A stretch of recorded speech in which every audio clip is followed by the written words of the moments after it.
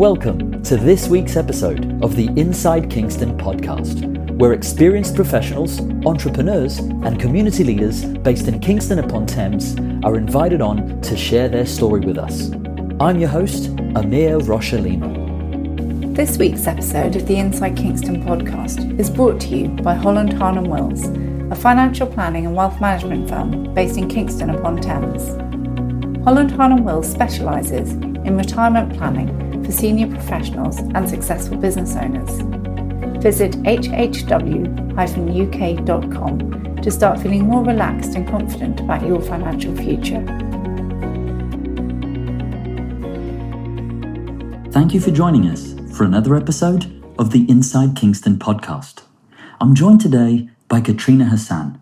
Katrina is a Certified KonMari Consultant and the founder of Spark Joy London, supporting her clients to effectively declutter, organise, and tidy their homes through using the KonMari Method.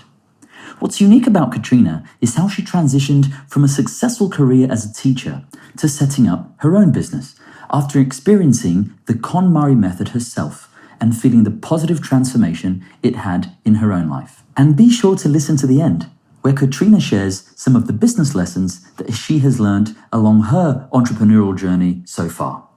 So whether you're interested in knowing more about the KonMari method of tidying up, or would like to know more about what it takes to run a successful independent business, then I hope you enjoy this episode of the Inside Kingston podcast.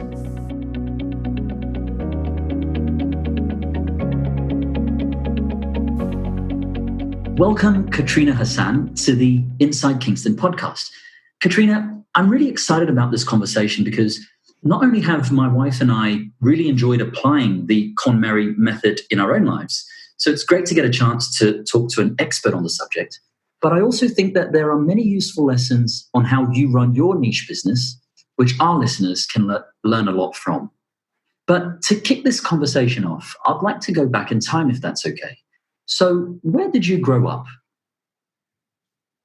Well, that's such a lovely question to begin with, Amir. But before I answer that, I just would like to say thank you so much for inviting me onto the Inside Kingston podcast. I've listened to lots of the interviews with the other business entrepreneurs and inspirational people since you launched in June, I think. And it's such an inspirational platform. So congratulations. And I'm so excited to speak with you today. But to go back to your question, I am 100% Welsh, growing up in Wales, and I am from a seaside town called Penarth, which is about 10 minutes outside of Cardiff. Wow. And did you go to university? And if so, what did you study? I did go to university, and I'll go back a little bit because when I was studying my A-levels, I had three main passions. The first was history, the second was my love of theatre and performing, and the third was working with children. So I had really wanted to be a teacher since I was about 3, and I would line up all of my teddies in my room and dish out homework to them, quite sadly. Oh, that's fantastic. Despite that, though, I did decide to study history at Cardiff University, but it was there I had a really unique opportunity in my second year because I actually studied in the United States. So I was an American university called WVU in West Virginia. And I had this vision of going out there and falling in love with this American quarterback and us living the rest of our days in California or building a home in New York. But I actually fell in love with a fella from Essex. Fantastic. From Southend on the Sea. So I had such an inspirational year there. And when I came back from university, I completed my degree in history, but then I did a 1-year conversion course to become a teacher. And it was that conversion course that led me to living in London because I couldn't actually secure a teaching post in Cardiff at the time because they were really hard to come by. So I went to London and I moved in with my husband, and I secured a job just off Marylebone High Street. Fantastic. So could you tell us a little bit about your career journey before you set up your business? Yes, absolutely. So I had finished my degree in teaching and I did a little bit of supply teaching in Cardiff, which was where I became aware that I wasn't going to secure a teaching post there. So I decided to go traveling with my husband for about 6 months, and we had an amazing time traveling around the world. And when Wow. I came back, I was really craving a sense of routine and order, and I just wanted to get a secure job. So I looked to apply to teaching posts in London, and it was then that I entered a Westminster pool, and I then got an interview at a job in Marylebone High Street. Hmm. And I then basically worked as a full-time primary school teacher for close to 9 years. Oh, wow. Fantastic. So, bringing this conversation closer to the present, tell us a little bit about how you set up your business and what it looks like today. Okay, well, I hope you've got your cup of tea ready. That's Quite a journey from teacher to KonMari consultant. what And we're here to do. and as you're probably aware from my speech at the Kingston Business Awards, I can talk for a long time. So We love that here, Katrina. Don't worry about that.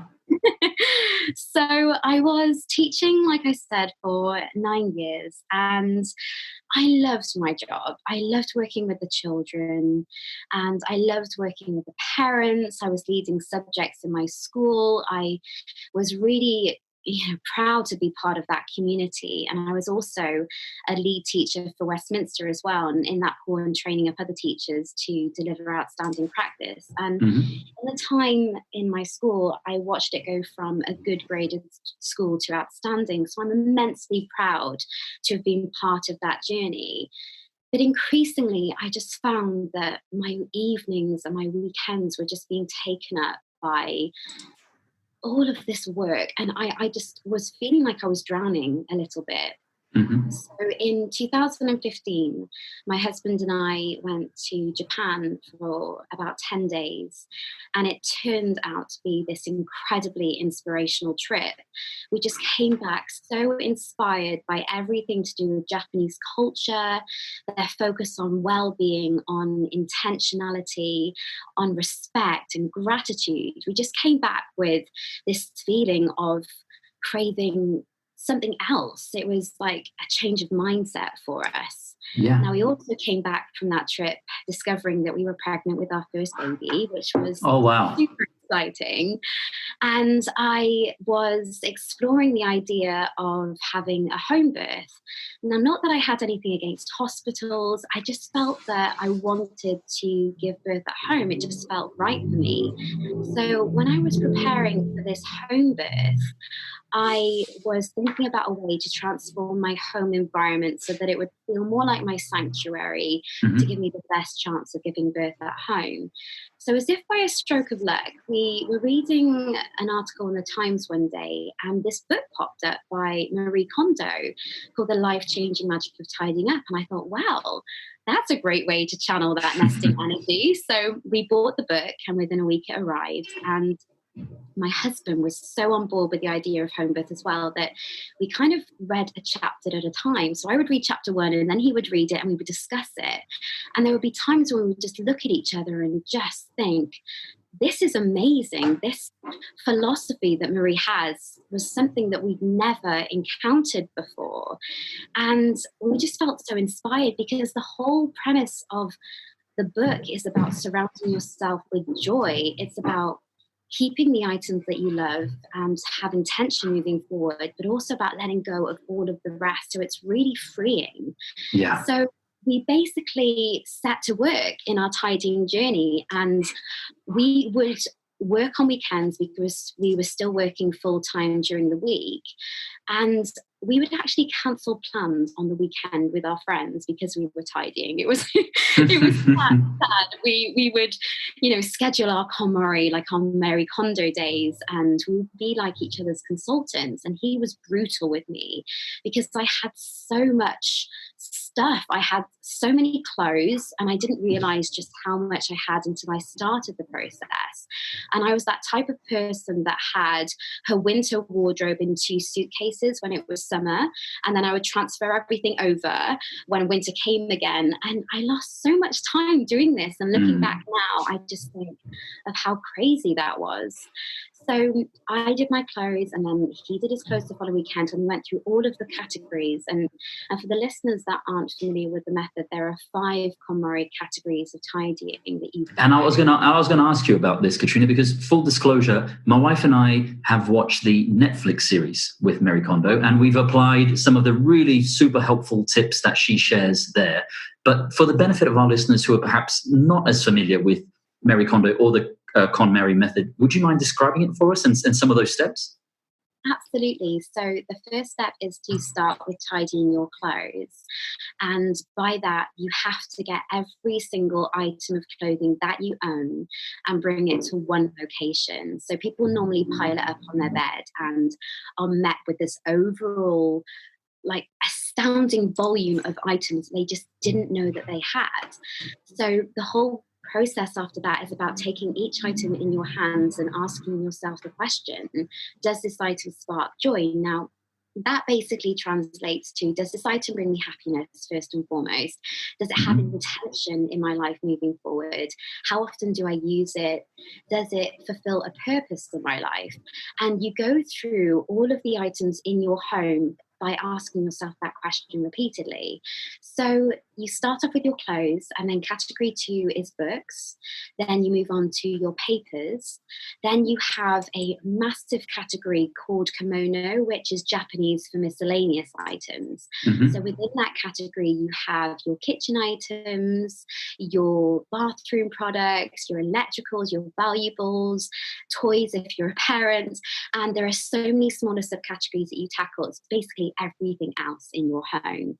And then finally, category 5 is sentimental items. So those are the items that most often people find hardest to make decisions about.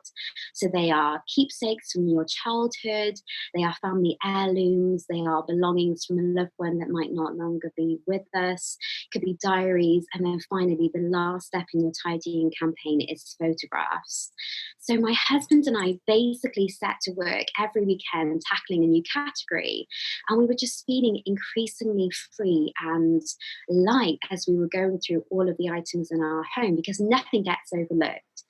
And the whole point is that you keep what you love, but then you find a home for these items so that you don't actually spend a considerable amount of time looking for items that you just can't find. So when we finally got to our sentimental items, and by this point it had taken us about 4 months from start to finish, and I was still pregnant with my baby, and we got to our photographs, and we realized that about 4,000 photographs that we'd taken on our trip around the world, we were traveling for 6 months, were just sat on our computer, not really sparking much joy. We never really looked at them. And we just thought, what's the point in those photos being there when we're not actually going to get joy from them? And we decided to invest in a really nice frame that had 24 different photograph spaces. And we chose our favorite 24 that sparked the most joy for us, and we deleted the rest. Now, for us, at that point, it felt right. I'm not saying that you have to delete all of your photos. If photographs are, really treasured items for you, then by all means keep them.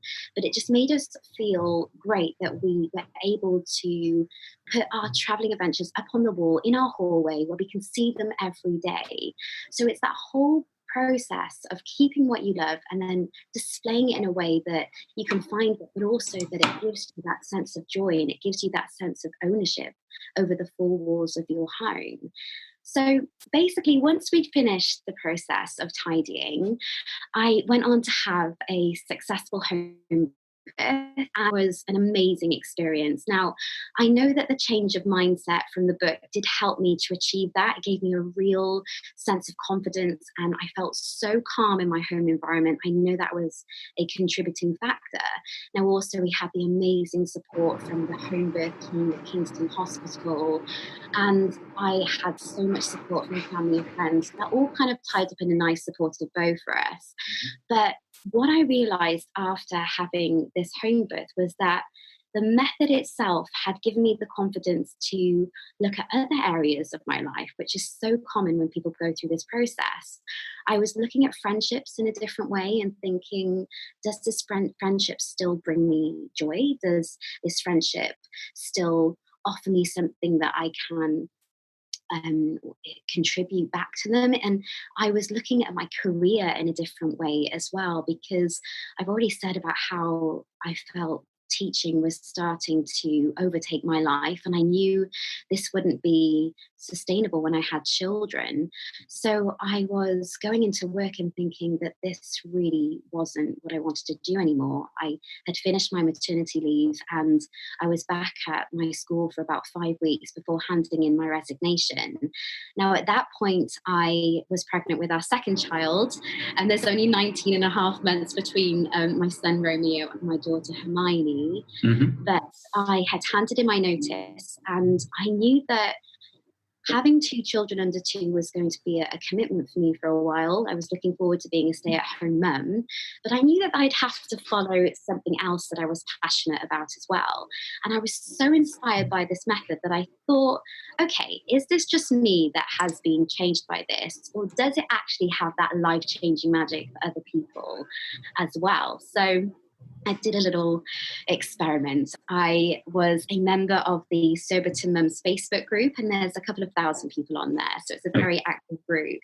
And one day I put out a shout out and I said that I'm thinking of following this tidying journey. I'm considering training with Marie Kondo, because at that time she was offering seminars in San Francisco and New York. And I said I would love to come in and help people with this process. If you feel like you're in clutter, if you feel like you need support organising your home, then let me know. So the response I got, Amir, was overwhelming. I think there was about 70 desperate mothers saying, I need this in my life, please come help me. And because I was heavily pregnant at the time, I could only help about 10. So I supported them in organising their clothes and in some other areas in their home. But what I was amazed by was the fact that they were so motivated to continue the rest of their journey on their own, but also their change in mindset as well. So I knew it wasn't just me that was experiencing this. So I thought, okay, well, there seems to be a demand for this. So let's look at the training with Marie and see about how I can get myself and my family over to San Francisco or New York.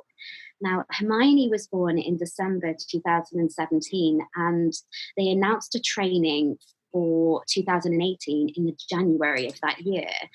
And by a stroke of luck, Amir, they announced that they were having a seminar in London. Oh, wow. And I was like, well, that's a shorter commute. Let's go for that.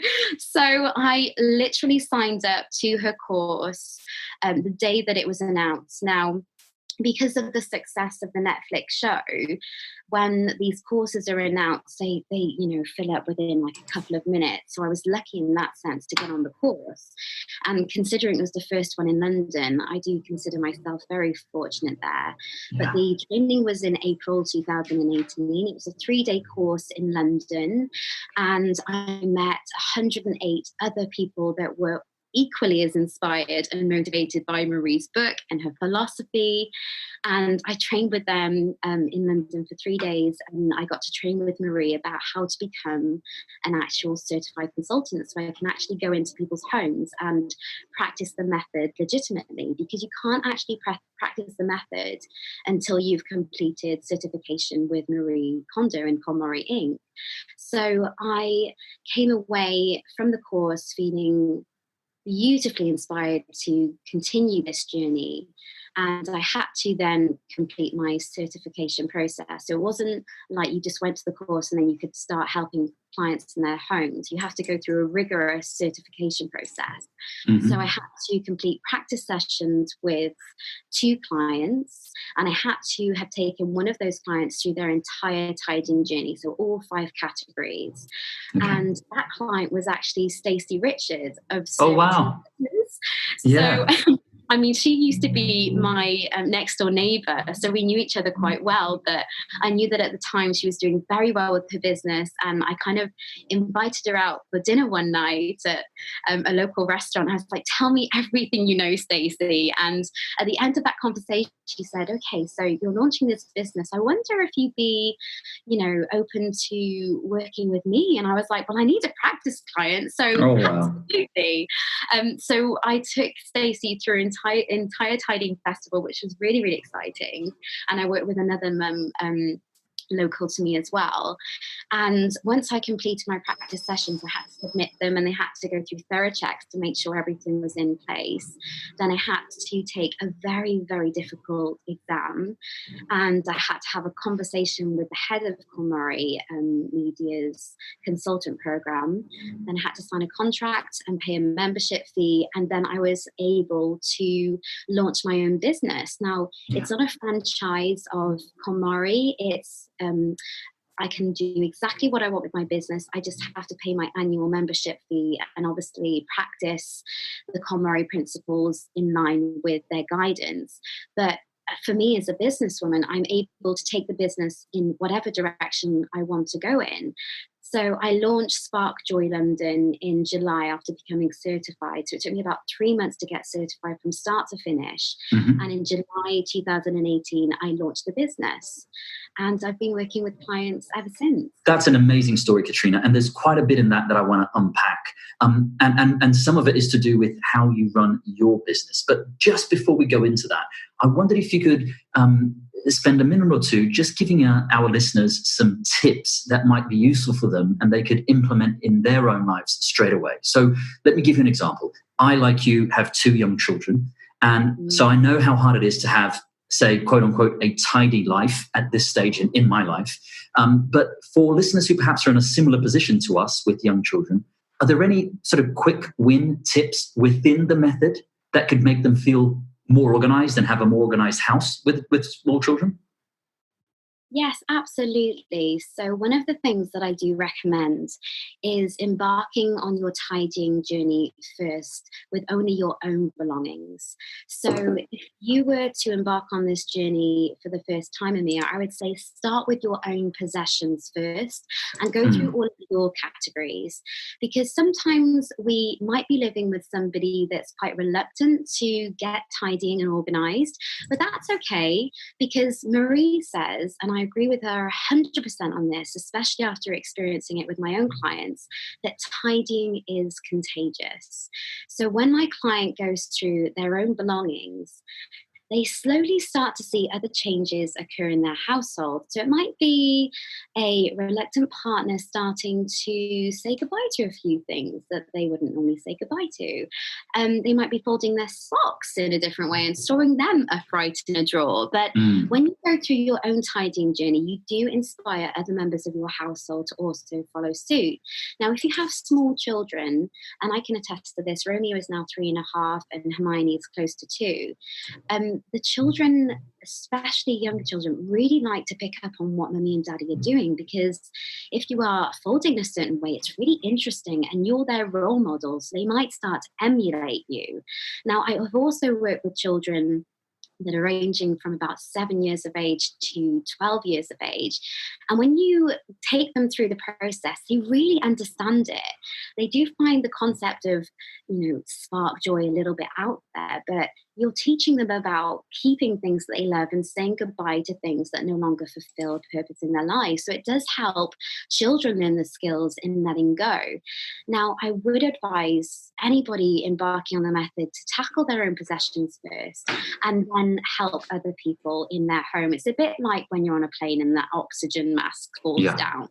You need to put your own oxygen mask on first before helping the other members of your family. It's exactly the same with KonMari. But it's really interesting because even the way you positioned it there, Katrina, I can already think of me embarking on this exercise with my children, but in a way that also brings in the concept of donating things to charity, maybe giving toys to other children who don't have toys and having a conversation about that. So the whole spark joy element of this method is more than just a tidy life. And I can completely see what you're saying there. That's super interesting. So let me switch gears slightly and just segue into a few questions about your business. Because, well, firstly, I want to mention that to our listeners that you've recently won Best New Business at the Kingston Business Excellence Awards. So congratulations on that. But of course, in doing my research for this interview, I've also spent a bit of time on your website and through your social media channels. And I've noticed that not only are you active on social media, but that your message is very much in sync with your brand. For the benefit of our listeners who perhaps are thinking about setting up their own business or have their business but are just not sure how to tell their story, could you share with us a little bit about the process that you've gone through to arrive at your brand story? Yeah, absolutely. So obviously the website is first and foremost the most important platform, because this is where people will really start to view your brand and get to know you and the services that you offer. So that was the first thing that I set to work on after completing my certification and launching my business. I wanted to make sure I could send people to somewhere where they could basically find out the information about what I do. So I really spent a lot of time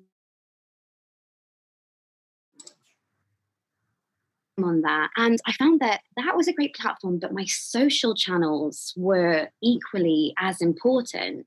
And I'm so blessed to have such an amazing following on Instagram and Facebook, and the community that have got in contact with me and follow me. They are incredibly inspirational. And you know that Marie's philosophy is built on joy and surrounding yourself with positive people. And I'm proud that the Instagram platform that I manage is completely full of individuals that are like-minded and supportive of one another. So they send me before and after pictures. They are able to ask me questions, and the following extends from all around the world. I mean, I have followers in Australia, in the States, in Brazil, and it's incredible to be part of that community and to be sharing ideas and learning from other people as well. And they're inspirational in their techniques that they practice in their country. So I do feel very fortunate there. And I love my social channels because it's a way of people getting to know who I am and how I run my business and how I approach things. And I know that even if I can just help one person by an Instagram challenge that I am creating, or that a post I'm putting a lot of effort into, then I feel like my job is worthwhile. Now, I try to view my social channels as giving back to the people that I might not necessarily be able to work with. So I do a lot of challenges, like breaking down the method so people can get a taster into the world of KonMari. So in July 2018, I created something called Spark Joy July, which was a month-long challenge which broke down the KonMari method into 31 bite-sized tasks for people to get an introduction into the world of KonMari and understand some of the philosophy. I love that. That's kind of where my following just snowballed, because people were starting to share it and people were feeling inspired to just do a little bit a day. And I was met with this overwhelming community that were just really engaged. So then I really used the platform as well to keep my knowledge up to date. So if there is a question that somebody sends me, I will then research that kind of area and I'll be able to provide information back. So there was a lot of interest in how to break down this method for children.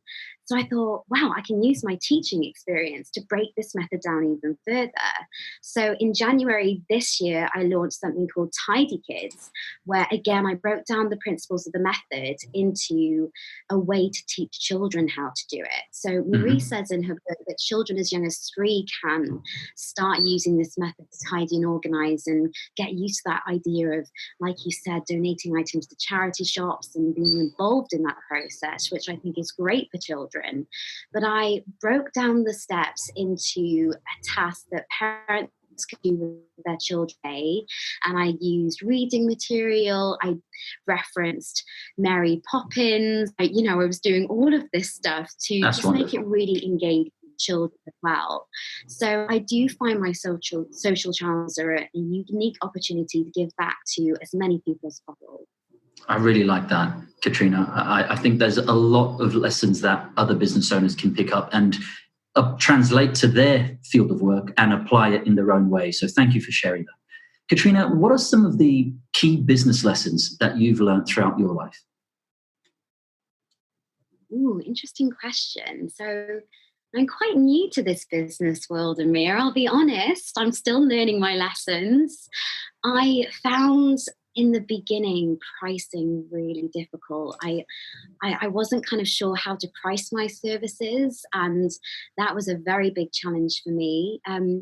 Teaching myself how to do things like create my own website. I had never created a website before, and I was, drawing on the experience of my friends. A very close friend of mine did my logo for me. So, I was reaching out where I could to my experts that I knew to say, tell me what you know, help me.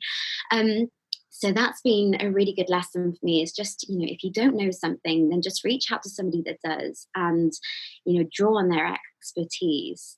I also found the marketing at the very beginning quite confusing. I was unsure of how to kind of advertise my services and whether I needed to invest in advertising. And to this day now, I have not spent one single penny on advertising my business. I purely get my clients through word of mouth, through the KonMari website, because there's a massive platform there for the consultants. Mm-hmm. I'm a member of the Association for Professional Organisers and Declutterers called APDO. And I am able to use my social channels as well to draw in clients, because I think that when they see me on Instagram and they see me on Facebook, they get to know who I am. So there's that whole element of trust that comes with letting somebody that you don't know into your home to go through some of your most personal belongings. You have to get a feel for that person before you invite them into your home. So all of these things I had to kind of teach myself. And I have to say that although the KonMari seminar was amazing, it taught me how to become a consultant and help people in their homes. But what it didn't teach me was how to run my own business. So a lot of the consultants that train with Marie, or a lot of the attendees that train with her, don't actually go on to become consultants. There's about a third of us that actually make it, because I think they realize that there's more to becoming a consultant than just going in and practicing the method in people's homes. You have to run your business as well. Yeah. There's a lot that they don't teach you on that course. So I really just had to teach myself everything. So that was a very, very big challenge for me in the very beginning. But I'm in the fortunate position now that I've got my framework in place, and now I can just focus my attention on the creative elements of my business, how I can then start to expand my business in different areas, in different sectors. So my whole focus at the beginning of the year was reaching out to busy parents and breaking down the method for them. And in the future, I want to reach out to people that might be moving house and are struggling to, stage their homes in a way that is going to make people want to buy their homes. So there are so many different areas that KonMari can help people with. So for me as a businesswoman, I'm now looking at developing those areas and just making sure that I'm able to deliver information and guidance that can really support people in their tidying journeys. Katrina, when you look back at your career journey to date, what are you most proud of? Well, the first thing that springs to mind is winning Best New Business in the Kingston Business Excellence Award this year. That was an incredible achievement. But I have to say, though, the main thing that I'm the most proud of is having the courage and the confidence to hand in my resignation as a teacher. Because although I loved what I was doing, I just knew that I wouldn't be able to have the work-life balance that I was so craving. And when I had 2 children, I just wanted to do something that allowed me to be with them as much as possible. So because I'm my own boss now and I run my own business, I'm able to structure my working week so that I can spend the majority of my time with them. So I tend to work 3 to 4 days during the week, and I also work on weekends as well when my husband is to look after Romeo and Hermione. But I know that during the week they're going to have me. They're going to have days with me, and that makes me really, really proud that I was able to take that risk and turn my passion into something that can achieve a balanced lifestyle. That's excellent. Katrina, what next for you and your business? Are there any projects in the pipeline that you can tell us about? Yes, I've got some exciting projects coming up in 2020 or 2020 as it's called. And I am launching the Tidy Kids Challenge again in January, and I'm really excited about that. And I'm also working on a whole sustainability platform for my website. So this is something that we haven't really touched upon in the interview yet. And it's that KonMari, embedded in it at the center, is sustainability. Marie talked about this in her book about repurposing items in your home for storage. And you don't actually have to go out and invest in hundreds of pounds worth of storage solutions or storage products before you start your tidying journey, because often the items need to store items in our home can already be found in our home. So we're talking about shoe boxes and the lids as dividers in a drawer space. We're talking about the humble iPhone box that has an overwhelming array of possibilities on how to organize stuff. It can be used perfectly in that kitchen junk drawer to categorize your items, and it's just the gift that keeps on giving. So any small box or any lid can be repurposed to give a home to something. So I love that idea of not having to encourage clients to buy lots and lots of items before we start our work together. So there is so much interest in the world right now about becoming more sustainable, our efforts to become zero waste.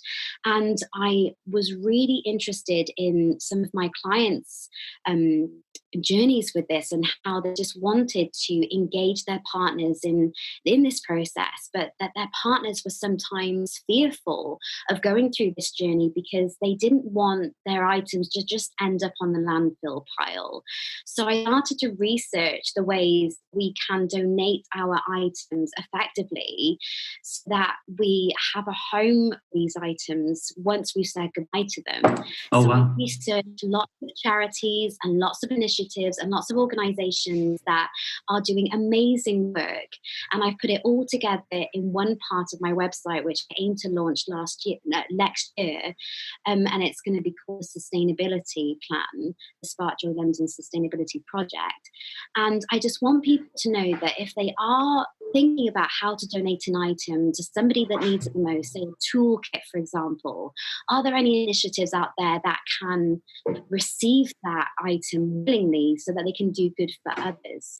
So I'm aiming to put all of these ideas into one area of my website so that the people that are going through this process don't have to do the research themselves. Because after a busy day of tidying and decluttering, you are probably not going to want to go on the internet and research where that humble toolkit is going to go and where all of your clothes are going to go. It's exhausting. So my point is I've done the work for you so that it's all in one place. You can refer to it and feel secure that these items are going to a good home that can help other people after you've said goodbye to them. That's really interesting, Katrina. And I, for one, will definitely be checking out that section on your website. As we start to wrap up, I'd like to ask you a few quick fire questions that our listeners are always interested in. So, Katrina, what do you do to relax outside of the office? My self-care is so simple. I love going along the river from Surbiton, which is where I'm based, into Kingston, and I stop off at Coat and I have Eggs Benedict and watch the river. I just feel so at peace when I do that, especially if I've had a busy week. Obviously, that's when my husband has the kids as well. So it's completely self-care time on my own. If I'm with the children, we love to go to Wisley and just spend the day there. If it's of an evening of my own, I really am in love, quite sadly, with Made in Chelsea. So I do that to kind of relax. And I love reading as well. I'm massively into parenting books. I love this book at the moment called Simplicity Parenting by Kim John Payne. He's amazing. It's about keeping the lives of your children as simple as possible to not overwhelm them and overstimulate them, which is in line with our philosophy of parenting at the moment. And I'm really interested in reading Why We Sleep And the author, his name escapes me at the moment. I want to call him Matthew something. But I'm reading that at the moment, and I'm starting to look more into how I can sleep a lot better, because after about 4 years of being a mum, sleep is something that I'm really, really craving. So I'm really into that at the moment as well. We're kindred spirits on the sleep front. Are there any books that you've recently read that you'd recommend to our listeners? Well, aside from Marie's books, The Life-Changing Magic of Tidying Up and Spark Joy, I would definitely recommend Why We Sleep by Matthew Walker. Mm-hmm. Now, after many years of not having the best night's sleep with 2 children, it's something that I'm really working on at the moment. So I would definitely recommend that. Another of my favorites at the moment is a book called Simplicity Parenting by Kim John Payne. It's all about keeping your parenting simple and not overstimulating your children. And there are so many interesting ideas in that book that I just completely resonate with. Really good. Thank you, Katrina. Are there any movies or TV shows that you've recently watched that you'd recommend to our listeners? Well, I'm not really into watching a great deal of television, and I'm a massive favourite of the classics. And by classics, when I say my favourite movie classic, it's actually Love Actually. And we're getting to the right time of year now to watch it. So I tend to just watch my favourite films over and over again. And it's the same with the latest TV shows. I mean, I do watch them, but I always come back to Friends. I absolutely adore Friends, and my husband and I actually had a Friends themed wedding. We loved it so much. So I'm currently getting through season 2 of Friends again, and my husband and I watch it on average about once a year from start to finish. So I don't have any new recommendations, I'm afraid, just the old favourites. Finally, where can people go to find out more about you and your business? Well, if you'd like to find out about my business, the first platform is my website, www.sparkjoylondon.com. If you are thinking about embarking on your own tidying journey, there is a whole section on KonMari on there to get you started. And if you'd like to work with me, then you can book a session directly on that website as well. And I offer a free consultation, which is 30 minutes for us to get to know one another and for me to answer any tidying questions that you might have. And I am very active, as we've said, on social media. So my Instagram platform is spark_joy_London. And on Facebook, I'm known as Katrina Hassan, but I do have a private Facebook group as well called Spark Joy London for people that need a little bit more guidance on their tidying journey. And for the benefit of our listeners, Katrina, I'll make sure that I link up those resources on the show notes. Katrina, thank you for joining us here on the Inside Kingston podcast. It's been a pleasure getting to know your story. Thank you so much for inviting me on this podcast, Amir. It's been such a pleasure talking to you today, and I wish you a joyful rest of your 2019. Thank you to you too. That wraps up another episode of the Inside Kingston podcast. Make sure to check out our guests' website, pay them a visit, and help spread the word about what they're doing. If you have any questions or know someone who should be a guest on the show, please feel free to get in touch. I would also love it if you could go to iTunes and leave us a review and a 5-star rating. We work hard to bring on some great guests, and getting a review from you is one way to help the podcast rate well on iTunes so that others can find and enjoy the show too. Thanks for listening.